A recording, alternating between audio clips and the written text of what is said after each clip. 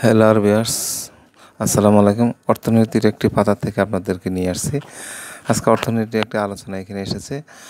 548 কোটি 53 লাখ টাকা 70,000 টন সার কিনবে সরকার। আমাদের সরকার কৃষকদের জন্য অত্যন্ত সফলতার একটি সুসংবাদ দিয়ে দিচ্ছে। 548 কোটি 53 লাখ টাকা 70,000 টন সার কিনবে সরকার।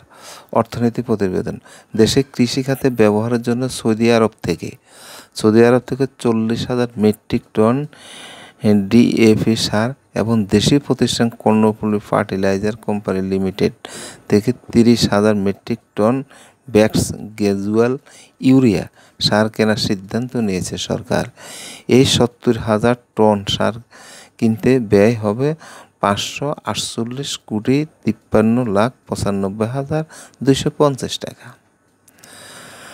গতকাল বুধবার সচিবালয় মন্ত্রিপরিষদ বিভাগের সম্মেলন কক্ষে অর্থ উপদেষ্টা ডক্টর সালাউদ্দিন আহমেদের সভাপতিত্বে অনুষ্ঠিত সরকারি ক্রয় সংক্রান্ত উপদেষ্টা কমিটির বৈঠকে সার কেনার অনুমোদন দেওয়া হয়েছে। অত্যন্ত সুসংবাদ আমাদের কৃষিখাত। আশা করা যাচ্ছে আগামীতে আরও ভালো ফসল উৎপাদন করবে। কৃষকদের জন্য সারের ব্যবস্থা করা হচ্ছে। সবাই ভালো থাকেন, সুস্থ থাকেন। আল্লাহ হাফেজ।